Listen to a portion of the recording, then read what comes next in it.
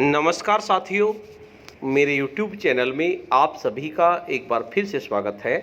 साथियों, जैसा कि आपको अवगत है, राज्य परियोजना निदेशक के आदेशानुसार 13 पंजिकाएं अब विद्यालय में होंगी। इनमें से ही एक पंजिका है आय व्यय और चेक इश्यू पंजिका।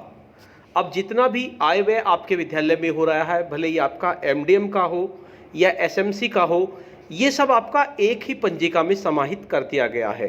तो आज की इस वीडियो में हम यही जानेंगे कि नए सत्र से आय व्यय और चेक इशू पंजिका किस तरह की होगी, कौन कौन सी सूचनाएं हमें इसमें दर्ज करनी होंगी। साथियों, वीडियो को शुरू करने से पहले मैं आपको बता देना चाहता हूं, अगर आप चाहते हैं इस तरह की इंफॉर्मेटिव वीडियो आपको एक प्लेटफार्म पर मिले, तो उसके लिए मैंने इंफॉर्मेटिव वीडियो व्हाट्सएप ग्रुप और इंफॉर्मेटिव वीडियो टेलीग्राम ग्रुप बनाए हुए हैं। आप चाहें तो मेरे ग्रुप से जुड़ सकते हैं। ग्रुप का लिंक आपको वीडियो के डिस्क्रिप्शन बॉक्स में मिल जाएगा, जिस पे क्लिक करके आप मेरे ग्रुप से जुड़ सकते हैं। साथियों, ये पंजिकाएं आपको जल्द ही मार्केट में उपलब्ध हो जाएंगी और इसके साथ साथ मैं आपको बताना चाहता हूं, जल्द ही जब मार्केट में उपलब्ध हो जाएंगी तो इनको आप क्रय कर सकते हैं। 5 से 10 दिन में मार्केट में आ जाएंगी, आप इनको क्रय कर लीजिए। तब तक आप अपनी पुरानी पंजिका से ही काम चलाएं, जब तक कि आपको ये उपलब्ध नहीं होती। एक और मैसेज आया है मेरी वीडियो पर कि सर कंपोजिट विद्यालय के बारे में बताइए। तो अगर आपका विद्यालय कंपोजिट है तब आपकी एक ही पंजिका बनेगी, 13 ही पंजिका बननी है। प्राइमरी और जूनियर की अलग अलग नहीं रहेंगी, कंपोजिट की केवल 13 बनेंगी। चाहे आपकी वो आय व्यय पंजिका हो, चाहे अध्यापक उपस्थिति पंजिका हो, चाहे छात्र उपस्थिति पंजिका हो, एक ही पंजिका आपकी बननी है। तो चलिए शुरू करते हैं वीडियो को। इसमें सबसे पहले देख लेते हैं क्या आदेश के अंतर्गत क्या क्या कहा गया है आय व्यय पंजिका के बारे में। आय व्यय व चेक इश्यू पंजिका, इस पंजिका में विद्यालय में विभिन्न स्रोतों से प्राप्त आय और व्यय का विवरण अंकित किया जाएगा। यानी विद्यालय में कितनी आय आपको हो रही है, भले ही आपकी वो मिड डे मील से संबंधित हो या किसी अन्य तरीके से संबंधित हो, वो सारी आय और सारी व्यय इस पंजिका में अंकित की जाएगी। इस पंजिका को 3 भागों में बांटा गया है, यानी 3 पार्ट में इसको डिवाइड किया गया है। MDM, यानी MDM से जो आपकी आय होती है और MDM में जो खर्च होता है उसके लिए वो भी इसमें ही है। SMC और अन्य, SMC को भी इसमें ही समाहित कर दिया गया है और अन्य को भी। MDM, SMC व अन्य मदों से संबंधित आय व्यय का विवरण पंजिका के संबंधित भाग में अंकित किया जाएगा। प्राप्त धनराशि वितरण वाले भाग में प्राप्त धनराशि का विवरण, बैंक विवरण, प्रेषणकर्ता तथा मद का नाम लिखा जाएगा। व्यय धनराशि वाले भाग में व्यय धनराशि, चेक संख्या, कार्यदायी संस्था का नाम, व्ययकर्ता का नाम व हस्ताक्षर अंकित किया जाएगा। और प्रधानाध्यापक द्वारा भी यथास्थान पंजिका में हस्ताक्षर किए जाएंगे। देखते हैं किस तरह की हमारी पंजिका होगी। तो ये पंजिका का प्रारूप है। सबसे ऊपर आपका मिशन प्रेरणा का लोगो है, दूसरी तरफ आपका शिक्षा का अधिकार सब शिक्षा अभियान का आपका लोगो है। और इसमें इस तरह से लिखा हुआ है उत्तर प्रदेश शासन चेक आय व्यय एवं चेक इश्यू पंजिका। इस पंजिका का नाम हमारा ये होगा, इस तरह का इसमें पिक्चर होगी और सबसे ऊपर होगा विद्यालय का नाम। सबसे पहले आप अपने विद्यालय का नाम लिखेंगे। अगर आपका प्राथमिक विद्यालय है तो प्राथमिक लिखेंगे, उच्च प्राथमिक है तो आप उच्च प्राथमिक लिखेंगे। लेकिन अगर आपका कंपोजिट हो गया है तो आप इसमें कंपोजिट विद्यालय लिखेंगे। और कंपोजिट विद्यालय की एक ही पंजिकाएं बनेगी, अलग अलग पंजिकाएं नहीं बनेंगी। विकासखंड का नाम लिखेंगे, जनपद का नाम लिखेंगे और यूडाइस कोड लिखेंगे।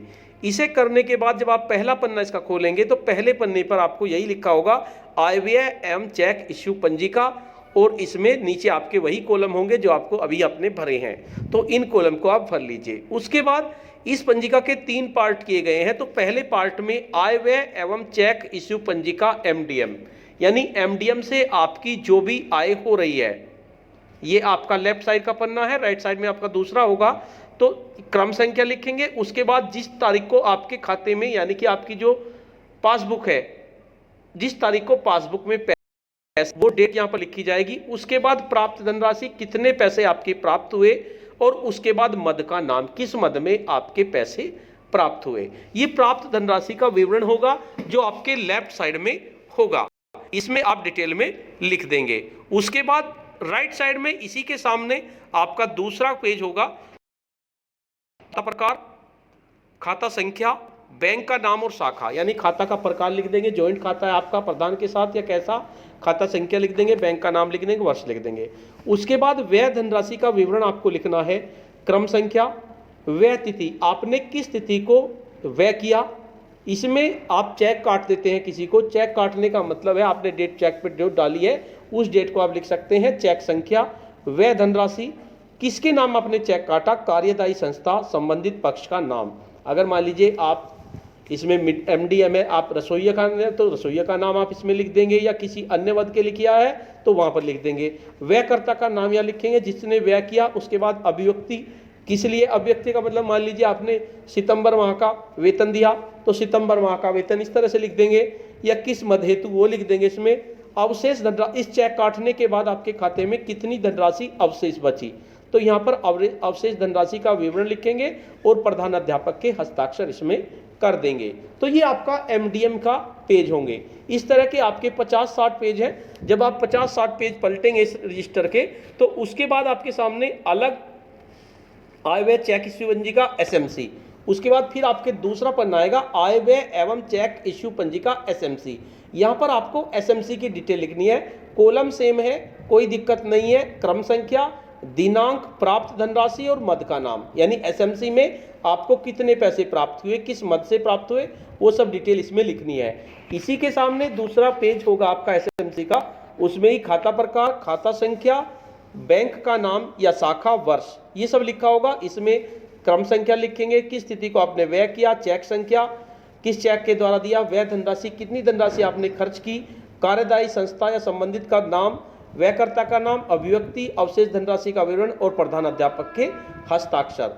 ये आपका SMC की मद के डिटेल में आपको लिखना है। यानी कि 50-60 पेज के बाद फिर आपके सामने ये पेज आएंगे। उसके बाद ये आपका इसका दूसरा पार्ट हो जाएगा इसी रजिस्टर का। उसके बाद जब आप इसको देखेंगे फिर 50-60 पेज बाद देख लीजिए, तो आपके सामने फिर एक अलग कॉलम आएगा, आय व्यय एवं चेक इश्यू पंजी का अन्य, यानी आपको अन्य स्रोत से कोई आय हो रही है, आपके खाते में किसी अन्य स्रोत से पैसे आ रहे हैं, या आपके यहाँ कोई जमीन है, या इस तरह की कोई भी आय आपकी हो रही है, तो इसमें आप दिनांक लिखेंगे, प्राप्त धनराशि, कितनी धनराशि आपको प्राप्त हुई, और मद का नाम, किस मद में आपको पैसा प्राप्त हुआ।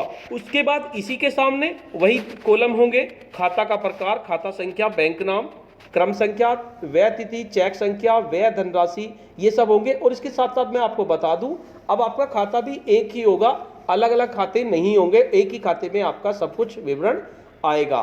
तो इसमें आप इसमें डिटेल में लिख देंगे। हो सकता है अलग भी खाते हो सकते हैं, अभी पूरी इसमें डिटेल नहीं आई है, लेकिन संभवतः मुझे ऐसा ही लग रहा है कि एक ही खाता हो जाएगा। और अगर एक खाता हो जाता है तो बहुत सुविधा होगी, अगर 2 खाते होते हैं तो डिटेल आपको अलग अलग लिखनी है, बस आपको ये ध्यान रखना है। तो साथियों, इसके बाद इसके लास्ट में, सबसे लास्ट में प्रेरणा लक्ष्य दिए होंगे, कक्षा 1, 2, 3, 4, 5, और इसी तरह गणित में कक्षा 1, 2, 3, 4 प्रेरणा लक्ष्य आपको दिए होंगे। तो साथियों, जल्द ही ये रजिस्टर मार्केट आएंगे और आपको इनको खर्च करके, आदेश में लिखा हुआ है कहाँ से खर्च करना है, आप उसको देख लीजिए और इनको खर्च करके व्यय कर लीजिए। अब काम बहुत आसान होने जा रहा है, इतना मुश्किल नहीं है, क्योंकि जब रजिस्टर में एक रूपता आ जाएगी तो ज़्यादा बेटर होगा। तो साथियों, आज की वीडियो में इतना ही। आपको ये वीडियो कैसी लगी? अगर आपको ये वीडियो अच्छी लगी तो इस वीडियो को लाइक करें, शेयर करें और वीडियो पे कमेंट्स करें। और अगर आप मेरे चैनल पे नए हैं, पहली बार मेरे चैनल को देख रहे हैं, तो चैनल को सब्सक्राइब कर लें और बेल के आइकन को प्रेस कर दें, जिससे कि आपको नेक्स्ट वीडियो का नोटिफिकेशन मिल सके। धन्यवाद।